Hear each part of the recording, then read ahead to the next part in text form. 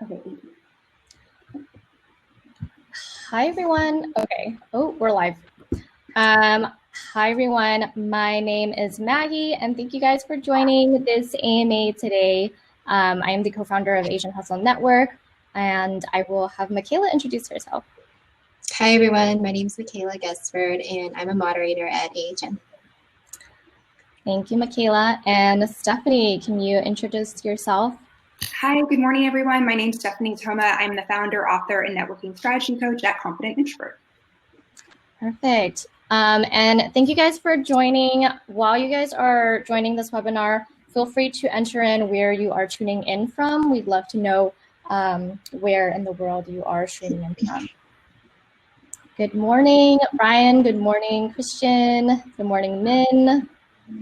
Thanks for joining. And so we'd love to take the first 5 minutes just to talk about, the current events that are happening in our country today, and the killings of George Floyd, Breonna Taylor, whose birthday was yesterday, Ahmaud Arbery, and far too many have left the people of not only our country, but this world distressed and outraged. And over 1,000 people are killed in America every year, and Black people are 3 times more likely to be killed than others. Many of us may feel lost, scared, confused, but we're not powerless. And on behalf of AHN, we stand in solidarity with the Black communities. We acknowledge that as Asians, we need to do more to help. We need to take steps to combat police violence and systemic racism. And we need to be honest with ourselves and move away from our deep-rooted biases. And we need to listen, learn, and work to amplify Black voices. And as Asians, we should no longer be silent. And we have a platform on AHN that we can use as a voice for change. And I always say that there is strength in community because I truly do believe it. And I encourage us to reach out to impacted communities and express our concern. We should donate, sign petitions, take action, and lobby for positive change. And we must look inward to ensure that we are doing our best to create a just society. And I'd love to, have Makayla just share a couple words from her perspective as well. Hi, everyone. It's Makayla again. So definitely to just echo everything that Maggie shares. I have been thinking a lot personally about what I myself as an individual can do, because I definitely recognize that while there's a lot of really great, revolutionary energy, this isn't something new either, right? And this isn't something that's going to go away without all of us using our voices and with all of us doing everything that we can, even in the little moments every day. And so for me personally, I've just been very focused on being very intentional in how I show up every day and what I want to do within my community and how I want to use my voice to make lasting change in this fight against, systemic oppression that is really built into our country. So I just encourage everyone to think about that as well and realize that, this isn't just a societal fad. This is real, this is lasting, and we need to understand and be kind to ourselves too, that it's going to be a long journey. So thank you.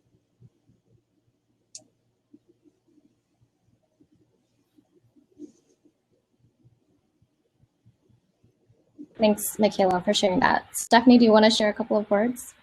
Yes. So yeah, this whole experience, to your point, it's nothing new, but it has really encouraged me to think about my own subconscious bias and how I've been complicit in anything, that is being perpetuated in terms of, not speaking out, not acting in a way that helps progress equality and justice for everyone.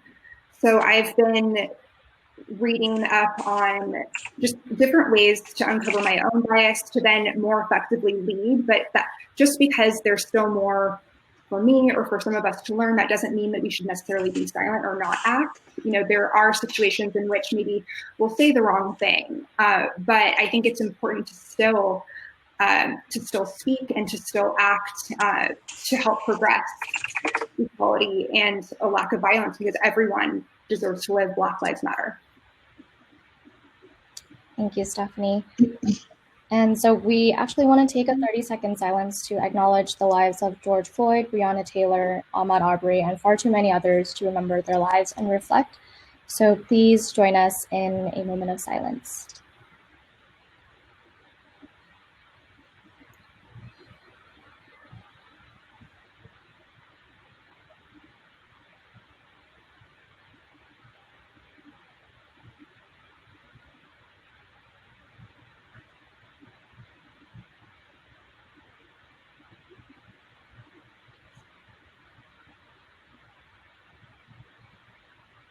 Thank you.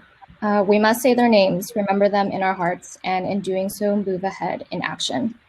And with that, I'd love to pass it over to Stephanie to talk about how we can all network while sheltering in place, which is absolutely critical as we are all seeking for better ways to create impactful human connections, especially during this time. All right, thank you so much, Maggie. So let's see, do we have the slides up right now? Okay, wonderful. So yeah, welcome to Networking While Sheltering in Place, a practical guide to connecting with others during a pandemic. Start by introducing myself. So yeah, on the next slide, you'll see that just some tidbits. Let's see, if you wouldn't mind changing slides, Maggie. Yeah. Okay, thank you. So I'm a networking strategy and career coach, also author and founder of Confident Introvert. The book actually is out this month. Has anyone heard of the Young Professionals of San Francisco? I'm on their board of directors. We host monthly personal and professional development events and mixers. I also went to the University of California, Santa Barbara, studied sociology, the study of people. And one of the main qualifiers here, why I love so much to talk about networking so much, is because I've attended and hosted over 1,000 events in recent years. So yeah, moving on to the next slide, you'll see that I wasn't always a networking strategy coach. We all have to start somewhere. So I was previously a baby, sailor twin, and I didn't have a job. So moving on to the next slide, you'll see that I'd like to kick us off with an Instagram giveaway. So what you can do, feel free to screenshot this so that you don't forget, but you can win a one-on-one networking strategy career coaching session or an anxiety relief reduction session by posting pics or a video from our session today on Instagram. And there are a few hashtags, and definitely tag me and the Asian Hustle Network. And how this will go is today is June 6th. It will be active June 6th, 7th, and 8th, with a winner announced on June 9th. So when you post on your story or as an actual post, just anything that you've learned from this webinar experience, then I'll be making note of everyone who submits, and on June 9th, we will quickly announce who is the winner of that session. So yeah, just something, feel free, you can see on every single slide moving forward on the bottom corner, that's my Instagram handle. So feel free to be social and engaged. And yeah, moving on to the next slide. Here's what we'll be covering today. So career clarity, presenting yourself online, structuring your day, networking tips, resources, follow-up, and then moving on to the next slide. This is the reason why you're here. So there's a poll that correlates with this, and I'd love to hear from you. So you could be here, let's say, because you're unsure about the next steps in your career. That's one. Or maybe you feel anxious about networking. You're curious about how to network more effectively online specifically. Or your industry is in flux right now, and you're not quite sure exactly where it's headed. Or maybe you're moving. Let's see. So taking a look at the poll, I'd love to see. Feel free to select all that apply.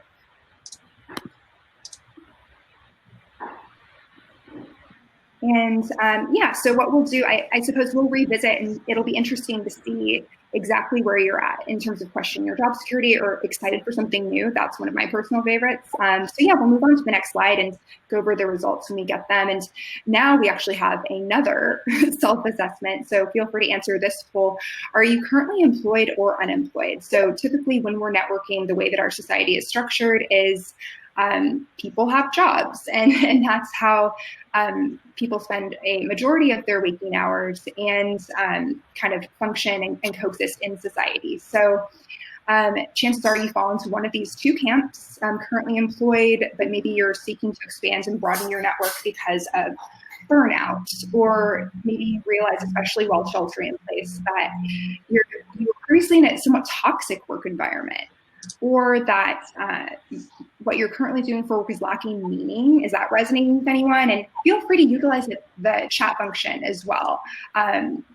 Yeah, I'd love to get an idea for who's in the room, or maybe you're feeling underappreciated, overdue for promotion, or if you're currently unemployed, you were perhaps fired or laid off, you relocated, you graduated, or you quit or resigned your previous role and you're in between. So moving on to the next slide,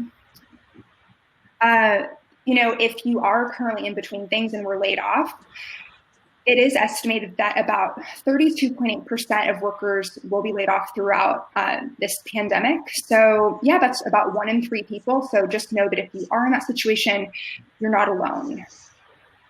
So yes, so moving on to the next.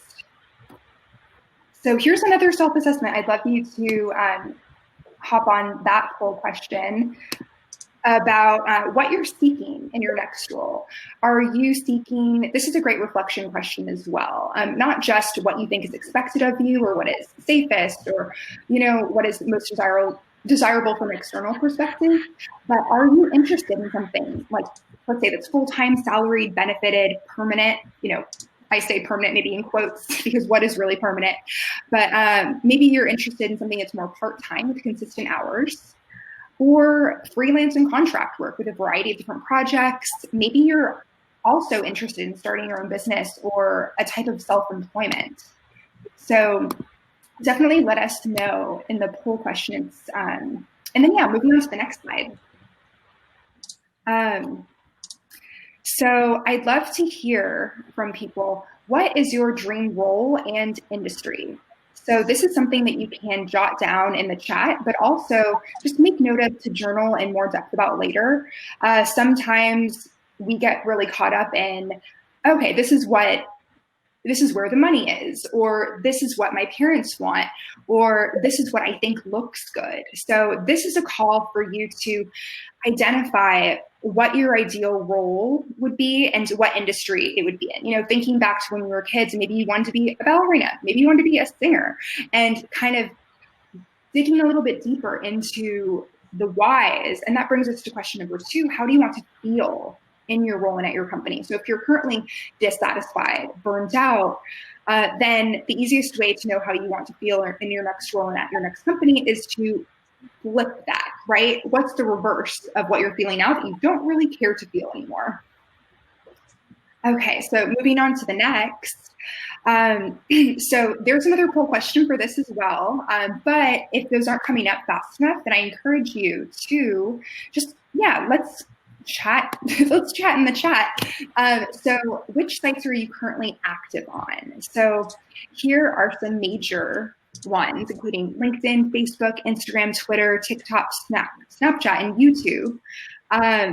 Chances are, when I give this webinar, people are typically active on maybe 3 of these, maybe 5, maybe all of them. But moving on, Maggie says she's active on all of those. But moving on to the next slide, we'll see that my recommendation is to choose 2 platforms to really hone in on. So especially when we are focused on being within the job market, LinkedIn is great to be on. And then it just kind of depends on what your goals are, right? So if you have a lot of online events, Facebook is great for that with the Facebook local integration. And let's say if you have an e-commerce site, Instagram is great. It's very visual. Brian says Instagram and TikTok. Makayla says Instagram, Facebook, and LinkedIn. Okay, great. And we want to be sure if we are going to choose quality over quantity, 2 platforms, that we take extra care to make sure that those 2 platforms are public, meaning that everyone can see them and that we're active on them, posting fairly regularly. We'll go into more detail about that later, and that they have an element of polish. So you're not necessarily posting just anything and everything. You're thoughtful about curating these posts. And moving on to the next slide, you'll see, okay, this is it's a bit much, isn't it? 5 of me. You already see me maybe in the upper right-hand corner or whatever. So this is a lot. But the point of this slide is that to have consistency. So I'd like to know in the chat who has a professional headshot or who wants to have a professional headshot that doesn't yet have one. So I would highly recommend making sure that you have consistency and your avatar or your headshot across social media channels is consistent and high quality. So it can be tempting. I have seen a lot of people who, let's say, crop themselves out of a wedding picture because they're dressed up nicely, and maybe you just see one person's hand on their shoulder and they think, oh, that's fine, when really what will serve us best is having one picture and sticking with it. So especially while we shelter in place, let's say if your headshot is more than a couple of years old, or you just don't look like the same person anymore, that is a signal that it's time to get a new headshot. And you can do it yourself with a tripod and let's say the portrait setting on your phone, for example, or if you're sheltering in place with other people, you can ask the person that you're sheltering in place with, other people, to have a photo shoot with you and make sure that you have some nice natural light in front of you versus being backlit behind you. And you want to have it end just below the bust, a little bit of space kind of around your head so it's not too crowded. Okay, awesome. And then moving on to the next slide. So the tagline is important, especially those of us that are on LinkedIn. A tagline is a quick way to describe what you stand for. So we want to be sure that this is value-based, shows what you can give, and cannot be taken away. So, for example, if you have a role within a company, even if you feel secure, it can be taken away. And this, I'm not saying this to make you feel uneasy, but it's just a reality of the situation. So this is a call to define ourselves on our own terms. So, and it's more empowering to lead with what we have to give. I see a lot of LinkedIn headlines that say something along the lines of, I'm looking for a job, any job. And first of all, it's not very specific, and it's saying what you want versus what you have to give. It's so much more empowering when we get to know our strengths, let's say through introspection, and then begin to stand for that. So for example, my tagline is helping introverts feel confident at networking events and beyond. And this next slide, you'll see that there are a variety of ways to structure your day. So who here is new to working from home? And certainly networking from home is different for a lot of us. So these are just some tips to get started on our working and networking from home journey. So the first image you'll see is a clock, and the call here is for consistency in our waking and rising hours. So especially, let's say if we had just undergone a layoff, then in that situation, we basically, we may decide to sleep in a little bit longer because, well, we don't really have any place to go, and it's not really clear what our schedule is anymore. But maybe sleeping in until 9 can turn into noon, can turn into 3 p.m. And, sleeping the day away is just not a good option for us. So making sure that we get up at the same time pretty much every day in the AM is crucial. And then I love to start my day with a burst of exercise. So for example, if you're on Instagram, I started this channel called Stoic Plank. And basically every day, first thing, I do a 1-minute plank and read a Stoic philosophy quote. But you can also there are some great things to follow along with, particularly on Instagram. There's morning wiggles where you can start with a little dance to your favorite pump up song, or do jumping jacks. I think that's a great way if you're not really wanting to get out of bed, not a total morning person, to really, get out there. And then you'll notice this share icon. So this is particularly great for working from home as well as networking from home, to have a dedicated space. So I know when I first started working from home, I was like, okay, it's a free situation where I can be in the living room, I can be outside, I can be in my bed, I can be, I mean, of course, without the camera on maybe, or I can be, you know, in the kitchen. When that can convolute your focus, and really there begins to be a lack of distinction between work and life, to the point where productivity can suffer. So what's really helped me is having a dedicated chair, a dedicated space, that symbolizes being completely focused and immersed in work activities. And then let's say if I'm doing things that are non-work related, I'm not seated in that particular area or that particular chair. And that the last thing you'll see is a face-to-face symbol. And what that is a call for is having your video on whenever possible. So especially as we shelter in place, a lot of us are, maybe some of us live alone or are simply not getting that face time with people that we used to get being out in the world. And that can really wreak havoc on our mental health. And studies show that making eye contact through a screen still has an effect on us and our wellness. So it's something that is not to be neglected. And if you feel a little bit camera shy, just thinking of the person on the other end that could actually get a very real emotional and physiological benefit from looking at you in the eye through a screen, it is enough to hopefully make that worth it for you. And moving on to the next. Let's see. Oh, great. Okay. So another for structuring your day includes the daily 3-2-1. This is from my book, Confident Introvert. So the average American reads for about 19 minutes a day, but reading for a little bit more than that, so I rounded up to 30, increases your life expectancy by about 2 years. So hey, it cannot hurt to read more. And I love the daily 3-2-1. It's a tech-free way to either begin or end your day. So reading is our input. It can be for fun. It can be self-help. I love a good self-help book. And feel free to comment if you like, if there are any certain books that you're reading right now. I'd love to hear what they are.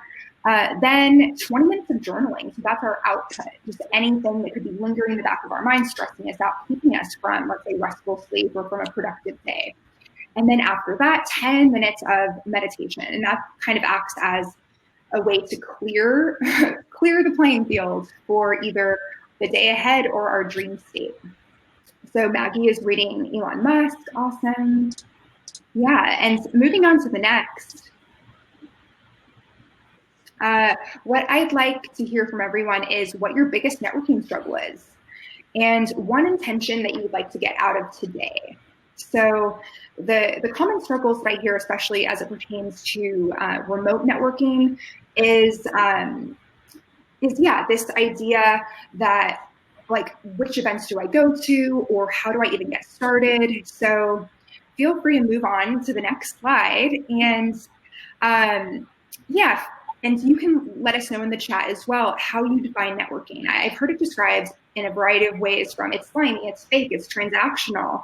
But moving on to the next, you'll see that the dictionary definition is a supportive system of sharing information and services among individuals and groups having a common interest. So what's coming up on the next slide is this idea that you're always networking.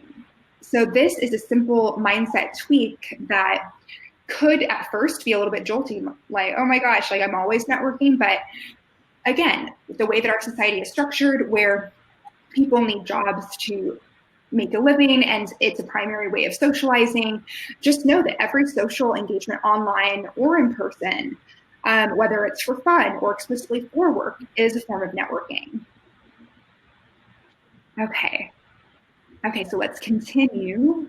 And yeah, so one of the main questions, where do I get started? So I highly recommend Eventbrite, Facebook and Meetup events, and everything is virtual right now. And before you go online, I do recommend getting a headset. More on that later. But yeah, we'll move on to the next. And here are some networking falsities. So have you ever heard that you have to be interesting, that you have to talk to as many people as possible, or that you have to go to all of the events? So we'll address the first one in the next slide.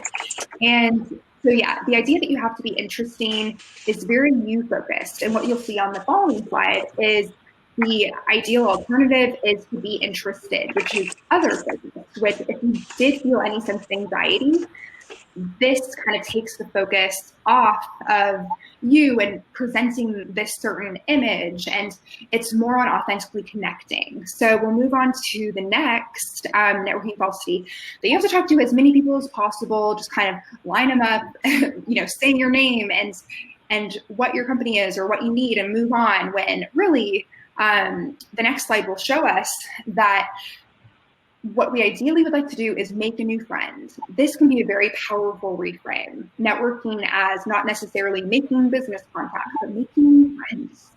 So right now we'll move on to the next slide and address the networking falsity that you have to go to everything indiscriminately, which I'm sure, moving on to the slide after that, perfect, that can result in a Zoom hangover.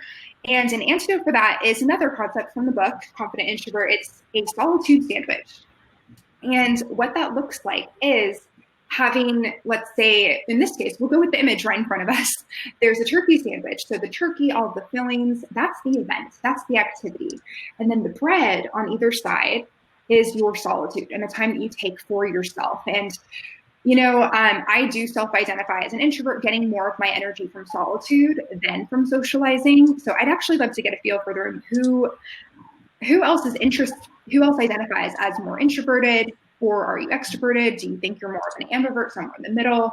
But, everyone could have a solitude sandwich, really. It's just a matter of how much solitude you need. Some people need just a little bit on either end. Maybe it's more of a wrap that's like fully loaded inside, or maybe Texas style toast and then a little bit of salami. It really depends. And I encourage you, especially in the virtual space, to play around and see what works best for you. Maybe you need a half an hour on either end of a 1 hour webinar, for example. Okay, moving on to the next one. Okay, great. And Brian is mixed, so probably more of an ambivert. And I would actually say pretty much everyone is an ambivert. No one is 100% introverted or 100% extroverted, but we do tend to skew a little bit more one way or the other. Christian is more introverted. Maggie is also mixed, probably more of an ambivert. Makayla is a little bit more extroverted, but also kind of ambivert. Ooh, okay, nice. And then here's another tip that will help you in preserving your energy when online networking. Go to what interests you, especially right now. I'm pretty sure for those of us who have felt Zoom fatigue, have gone to, let's say, back-to-back events, and then maybe has anyone ever stuck in a virtual event and they were thinking, I'm not really engaged, I don't really like this, then don't be there, unless it's something that is, let's say, related, that is like mandatory for work purposes. But if not, this is an opportunity to really explore what genuinely interests us, personally and professionally. So moving on, we're going to talk about preparing for networking events virtually from the inside out. So next up, get it on your calendar. So basically,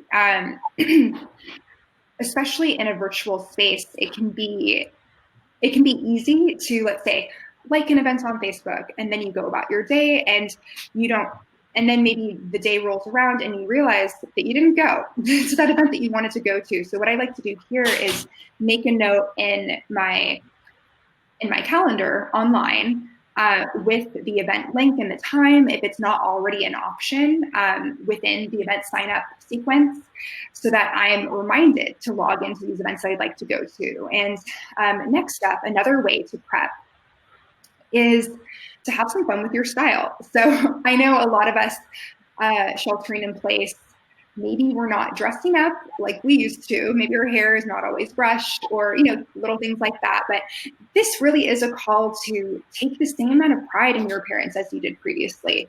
So, and it can also be kind of fun. So I would say if there are any style choices that are a little bit offbeat, like maybe an asymmetrical cut or a bright color, this is the time to give it a try. Okay, moving on to the next. And affirmation. So especially as we solidify our mindset and what serves us as we virtually network and make connections, to kind of lay the groundwork for making connections, I'd say the top level, the external facing level is networking, human connection. Below that is having the confidence to do so. And below the surface of that is reducing anxiety. So this is a way to get at that sort of root anxiety reduction. And one of the most common affirmations that my clients use is I am worthy, because that is pretty much all encompassing. And, fill in the blank what you're worthy of. But if you feel any sense of unworthiness, it's something to be aware of and to actively kind of tell yourself otherwise. Our internal monologues are extremely powerful, and sometimes they're subconscious. So this is about feeding ourselves positive information that we'd like to carry forward. So the next networking prep is meditation. So who here meditates? Have you ever meditated? Is it a part of your daily practice? Is it something that you are curious about but have never tried? Or is it something that you actually would rather not do? So yeah, Rachel meditates daily. Awesome. So this is another way to combat brain fog.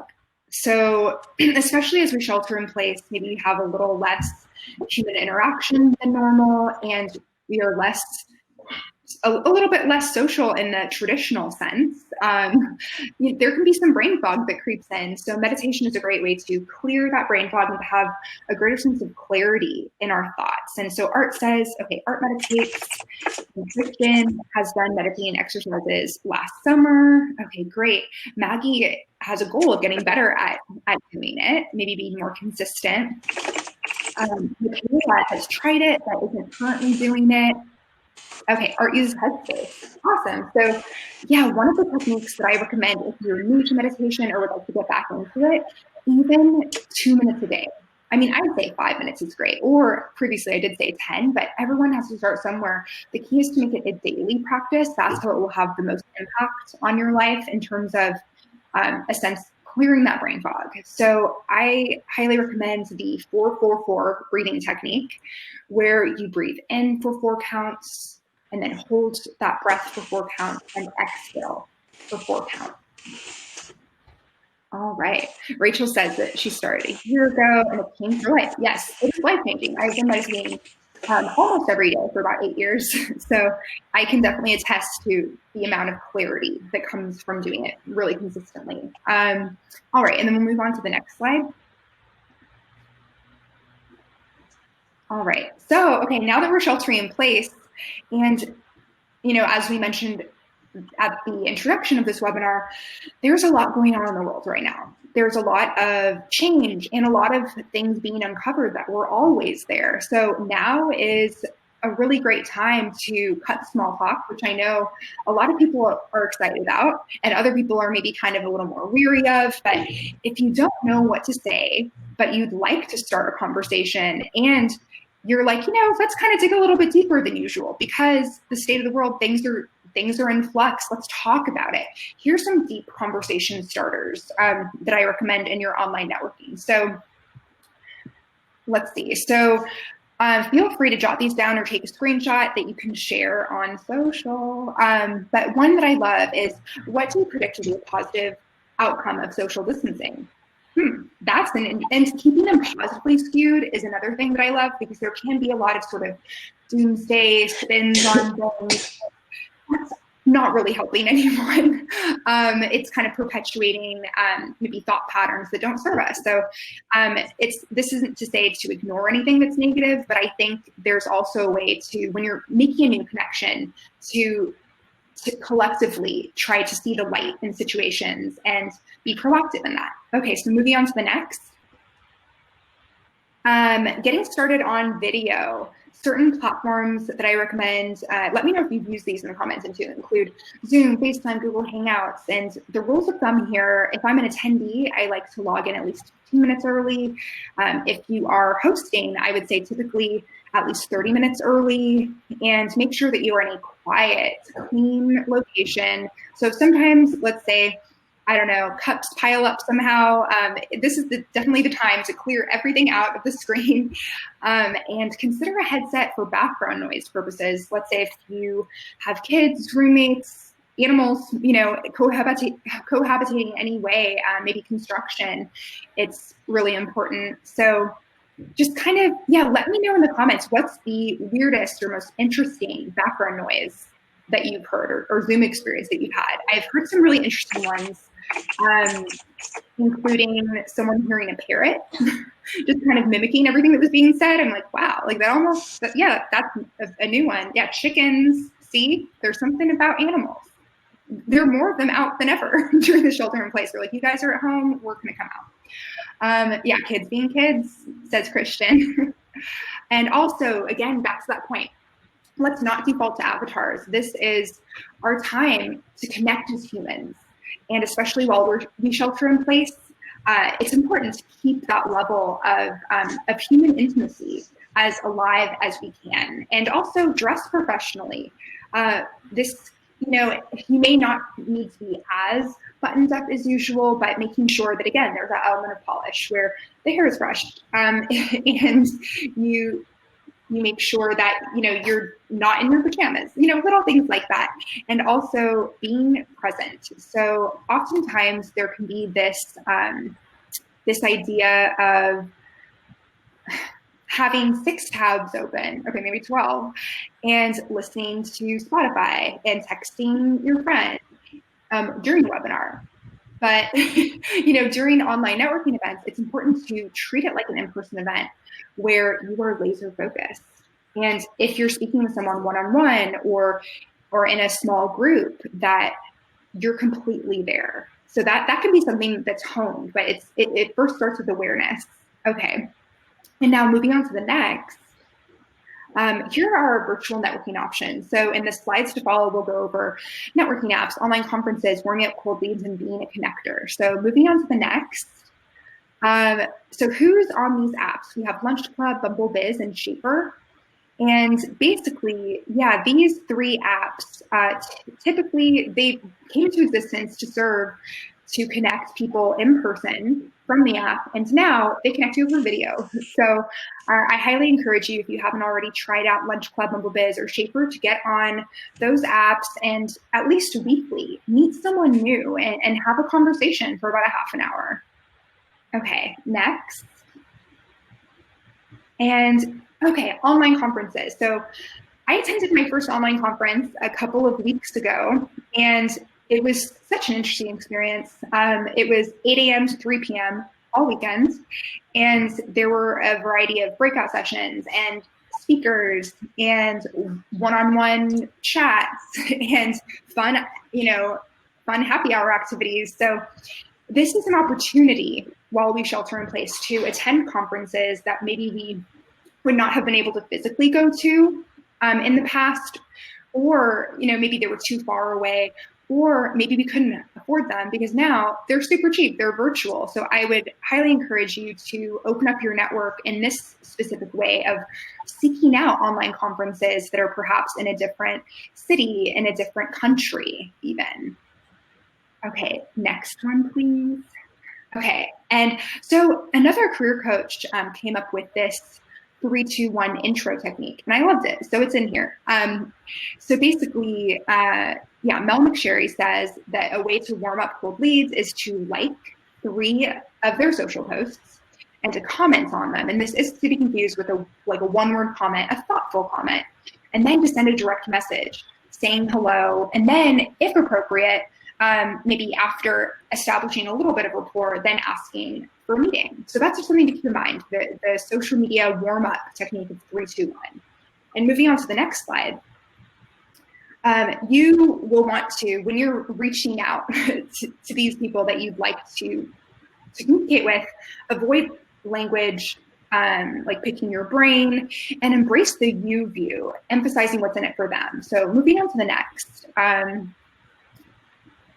Before you connect, always personalize your invitation on LinkedIn, because even if you met someone during a virtual event, we don't know how many events they're going to, or if they were speaking at an event.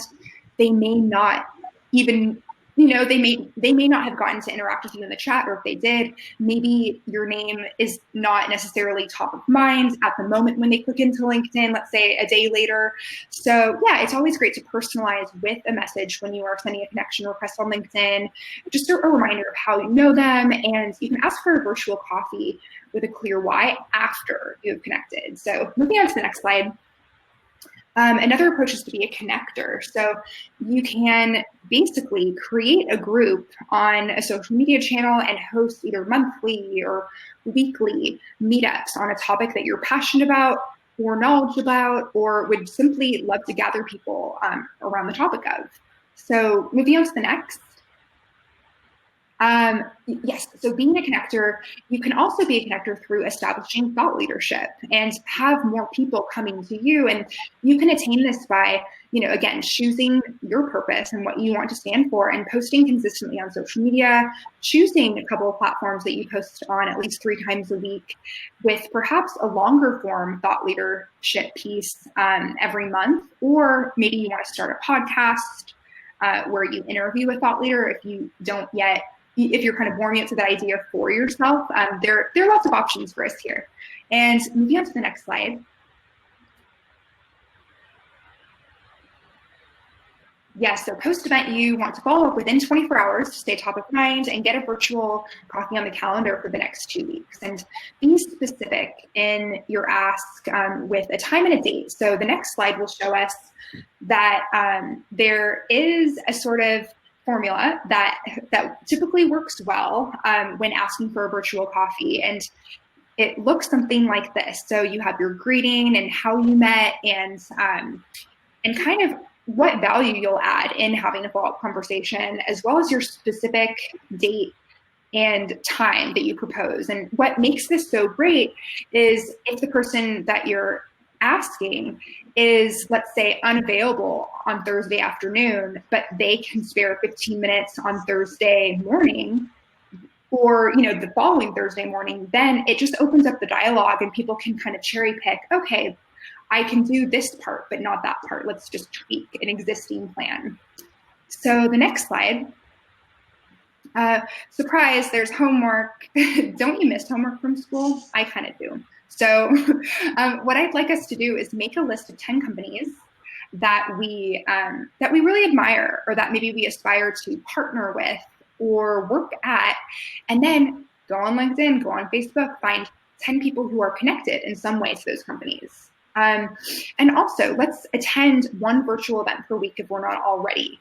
And so these could be events hosted in another country on a topic we know nothing about, and by a group that challenges your current status quo. This is certainly a time to expand the way that we think and the people that we interact with. So taking special care to seek out virtual events where you'll be in virtual rooms with people that maybe you don't typically interact with. That's really important. And also take a free online course that interests you. This is a great time as we have more time in solitude to just better ourselves and to learn and grow. And this challenge, okay, this is one of my favorites. It may sound intimidating, but it is so worth it. Write for about 5 full pages a day in the life of your dream career. So this starts from when you first wake up in the morning to what you have for breakfast, where you are located, and how you spend, as being as detailed as possible, and up until the time that you go to sleep, just holistically what that looks like. That will help subconsciously and consciously guide you to that dream career. So moving on to the next slide.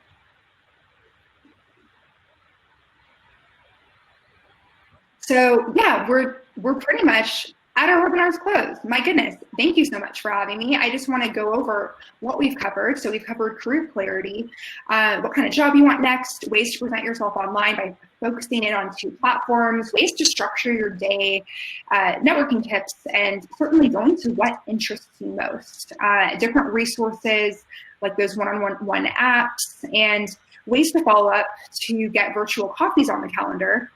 And yeah, I'd love to go on over to the next slide and just skip a couple slides over, actually. So we will have time for a Q&A, but before that, I would just like to invite you to stay connected with me. So yeah, thank you so much for joining Networking While Sheltering in Place. We still have time for Q&A, but I want to invite you to claim a one-pager resource sheet. It's totally free. Just go to stephaniethoma.com/newsletter to get that. And also, Confident Introvert, the book, is now available.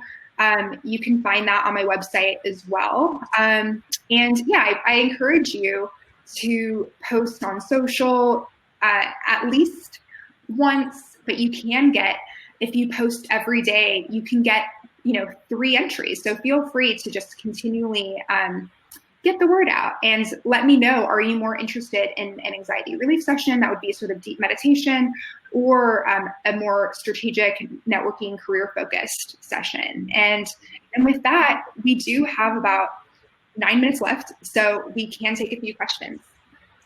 That was amazing. Thank you so much, Stephanie. Lots of good informational and very valuable information there. So we would love to open the Q&A to the general audience. I know we only have 9 minutes left, but I can see some questions coming in already. So we'll start with the first one with Min Park. So he asks, how do you self-select new people to effectively network with a desired outcome? Okay, Min, so that's a great question. Yeah, how do you select the people to network with? So I would say that when you're first embarking upon your virtual, online, remote networking journey, it can be great to be more open-minded. And again, to that homework assignment, to focus in on, wait, what are some groups that I'm curious about? What are some groups that maybe I typically would not be a part of or not attend that can expand my knowledge base and kind of expand my life and world perspective?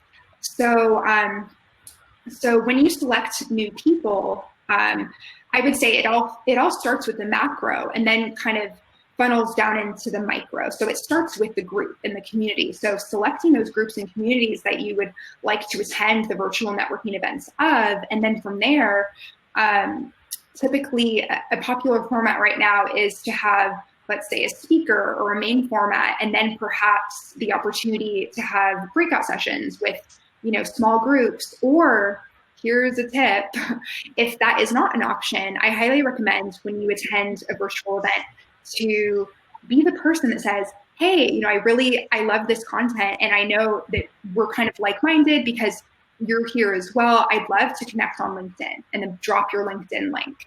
And from there, you can see who's also open to connecting and take a look at their profile and see if it makes sense to set up a virtual coffee from there.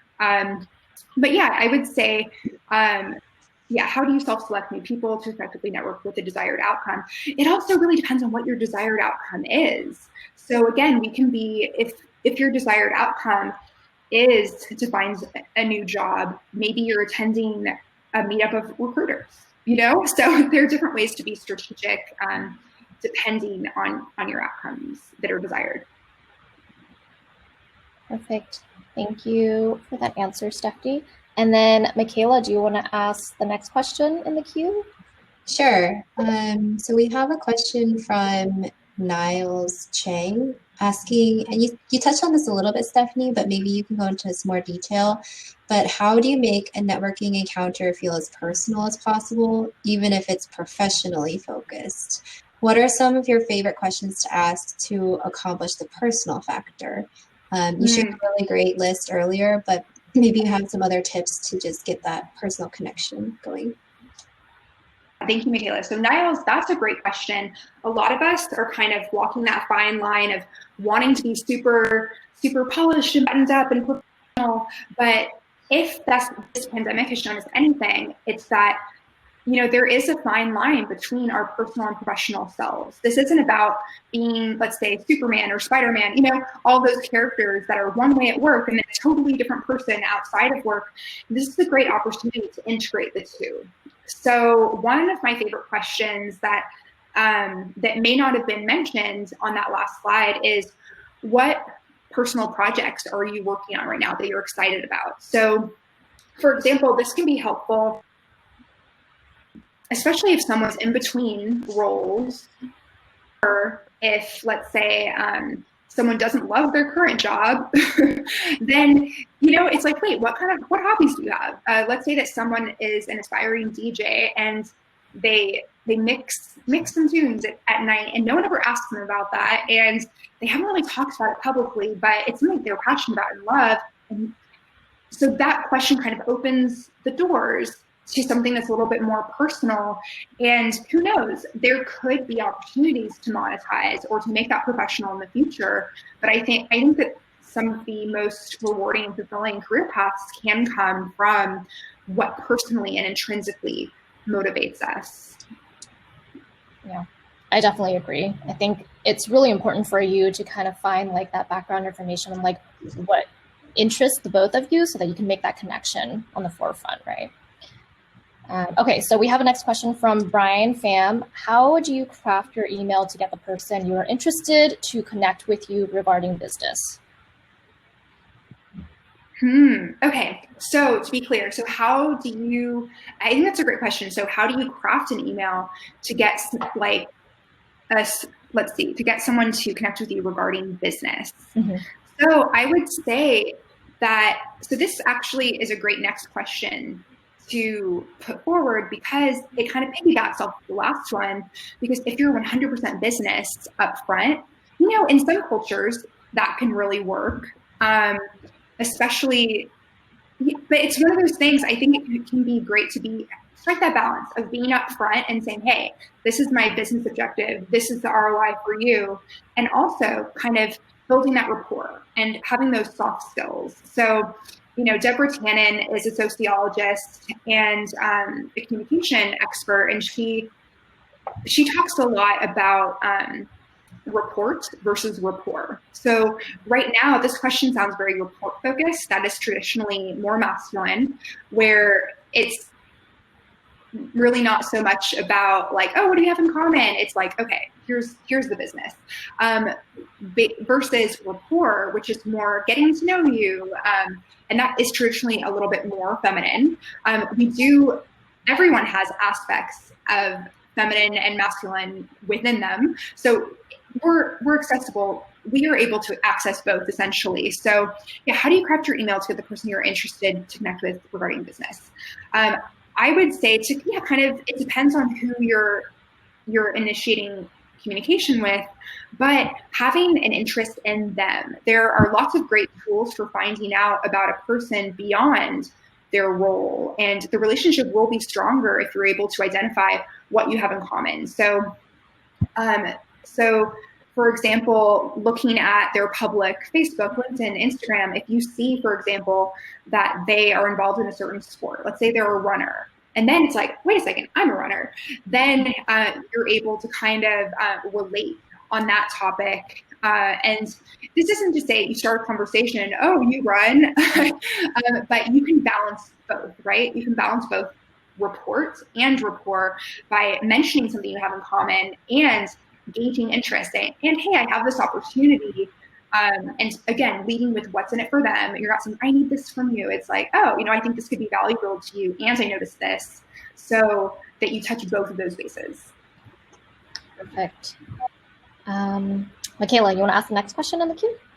Yeah, I see a question here from Christian Yen saying, and I don't know how to make this one show up. Sorry about that. Oh, I think I can see it. Okay, yeah. He's saying, I suffer from anxiety and I talk into a camera every week. Whenever I talk, I usually fumble my words and I get so caught up on it that I forget what I'm saying and just want to finish.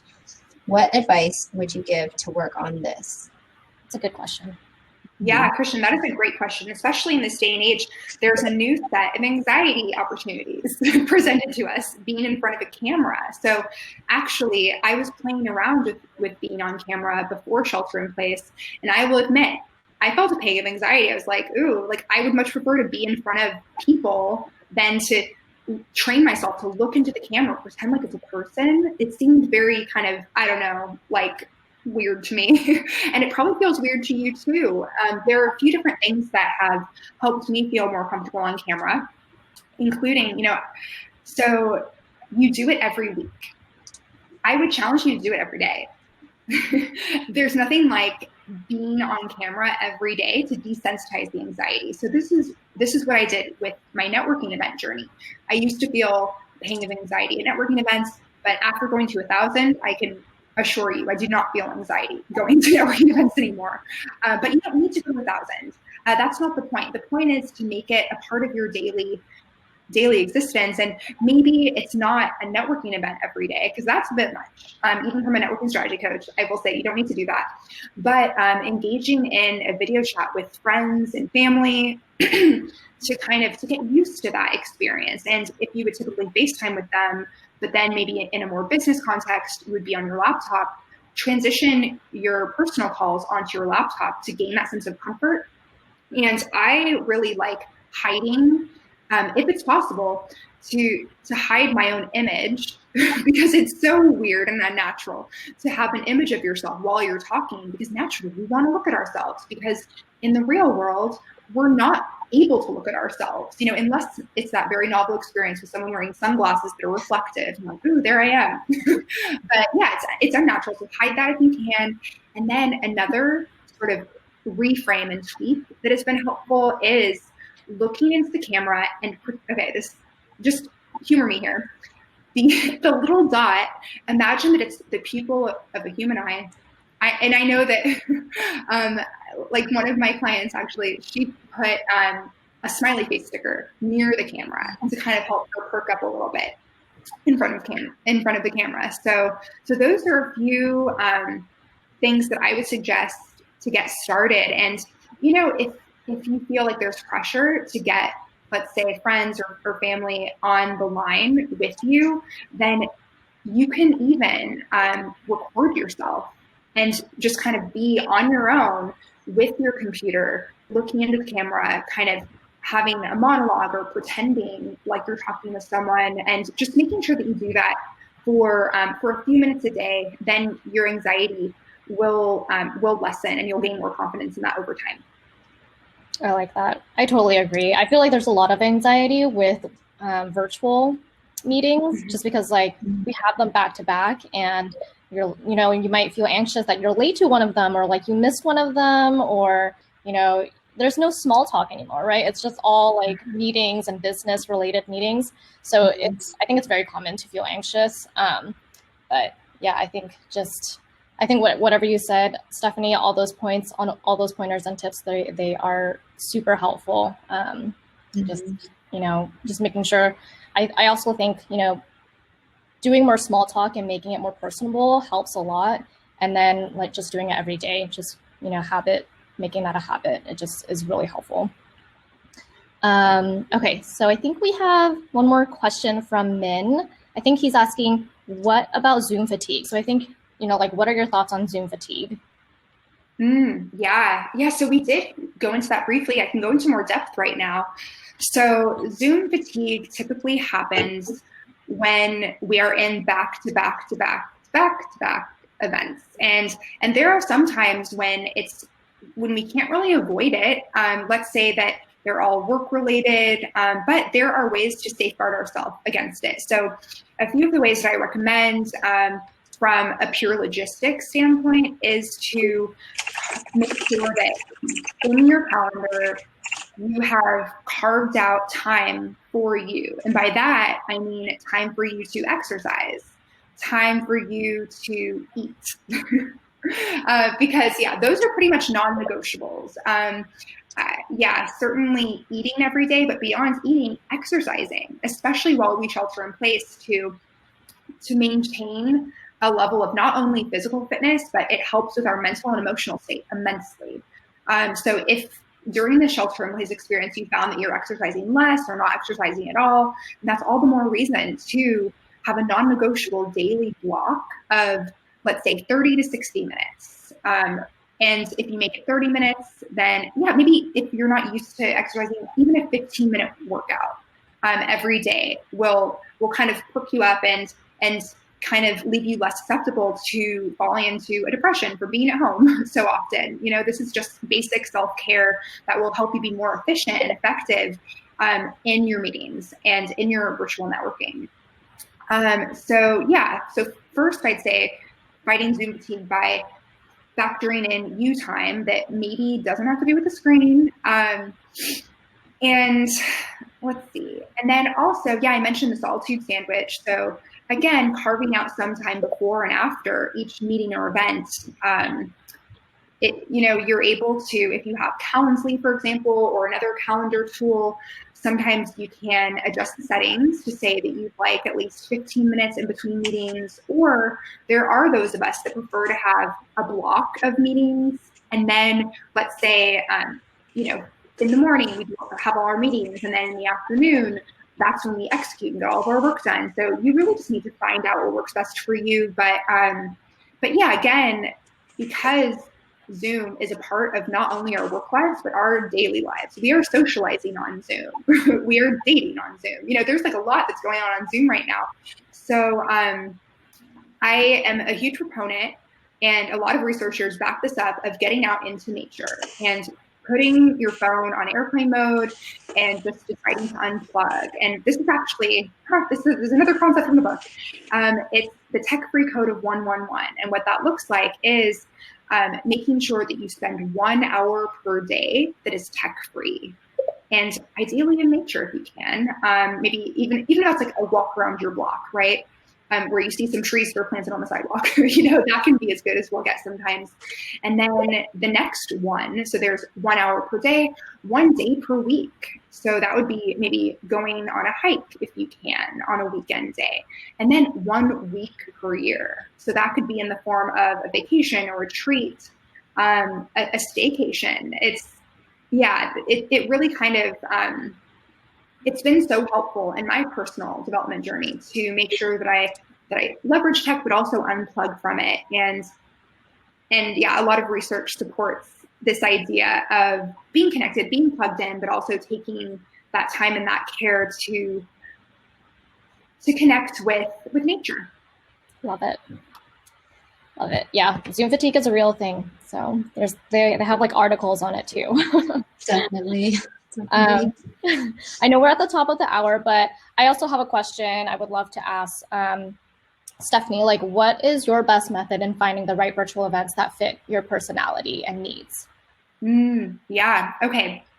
So you can do a little bit of detective work to find out which networking events may or may not be worth your time. So, I'd say a great place where I like to do this is going into, if you're on Facebook, then it's great, or on Meetup, take a look at the community groups. So typically if there's a page, there may be an associated group, and take a look at the level of engagement and the quality of engagement. And take a look at what types of questions people are asking. Does the vibe seem supportive? Are there a lot of trolls on there? That can be indicative of what the experience will be like when you are in one of their virtual meetups. So yeah, your time is valuable. And sometimes I say it makes sense to, you never know until you find out. But since our time is so valuable and Zoom fatigue is so real, definitely take a moment to do some research on that group and what their engagement is like online, to see if that's something that you'd like to immerse yourself in. Awesome. Thank you for that. Makayla, did you have any other questions? I don't have any other questions personally. I just wanted to loop back and say I loved your idea of putting like a sticker on the camera. That's something that I also want to adopt. I think Christian mentioned he's going to try that too, because I have been practicing trying to look into the lens more, but it is really tough. I know that I sometimes feel at that, and I'm guilty of looking over here. So thank you so much. Yeah, thank you, Stephanie. I have that same habit. I feel like I keep looking at myself. Yeah. I'm not to. It's so natural. Yeah, it is very natural. Thank you so much, Stephanie. Thank you so much, Makayla. Stephanie, did you have any last words that you wanted to share with the audience? And if you wanted to go over the giveaway again once more? Oh, totally. Yeah. So I just want to say thank you, Maggie and Makayla, so much for having me, and the Asian Hustle Network for inviting me as well to talk on this topic that's so relevant, so timely right now, networking while we shelter in place. And yeah, closing thoughts, I'll review the guidelines for the giveaway. So you can participate if you're live with us right now, or if you're watching the replay, and it will be active June 6th, 7th, 8th, all day. So you're welcome to tag me at Stephanie M. Thoma and tag the Asian Hustle Network and hashtag Confident Introvert with, it could be a takeaway from today. Or you could shout out my book. That'd be really nice. So, because my book actually is in pre-sale right now and it comes out. And during the pre-sale, I'm signing all these advanced copies. You can get that at stephaniethoma.com/product/book. And then on June 15th, it will be available on Amazon. So yeah, those are my closing sort of announcements. And yeah, if you have any questions that come up a little bit later as you're reflecting on everything that we've covered today, either in real time or during the replay, just know you can always reach out on social media. I'm always happy to engage. And I have plenty more events coming up. Feel free to go to stephaniethoma.com/events to stay connected. And oh my gosh, so many announcements. And please also grab the one-page resource sheet and stay connected via my newsletter. Perfect. Thank you so much. And congratulations on your book. If any of you guys are going to participate in the giveaway, make sure your Instagram is on public so we can see those stories. But other than that, thank you so much. This was so helpful and so fun. So thank you, Stephanie, and thank you, Makayla, for hosting too. Yes, thank you both. Thank you. Thank you, everyone, for joining. We'll see you guys soon. Yeah, bye for now. Thank you. Thank you.